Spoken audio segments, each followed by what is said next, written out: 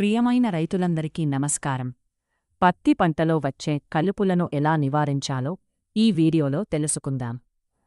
పత్తి విత్తిన తర్వాత మొదటి 45 నుండి 60 రోజుల మధ్యలో కలుపు లేకుండా ఉంచితే అధిక దిగుబడి వస్తుంది.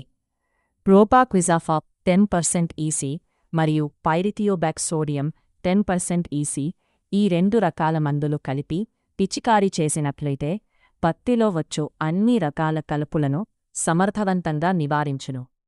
కలుపు చిన్న దశలో ఉన్నప్పుడే తొలగిస్తే ఖర్చు తక్కువగా ఉంటుంది, పంటకు పోషకాలు ఎక్కువగా అందుతాయి.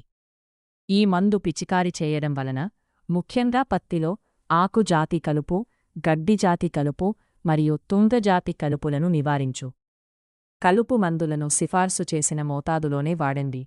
ఎక్కువ మోతాదు పంటకు హాని కలిగించవచ్చు. గాలి ఎక్కువగా ఉన్నప్పుడు లేదా వర్షం పడే అవకాశమున్నప్పుడు కలుపు మందులు పిచికారీ చేయవద్దు. మందులు పిచికారీ చేసేటప్పుడు గ్లౌజులు, మాస్క్ వంటి రక్షణ పరికరాలు ధరించండి. మరిన్ని వివరాలు తెలుసుకోవడానికి స్క్రీన్ మీద కనిపిస్తున్న నెంబర్కు కాల్ చేయండి.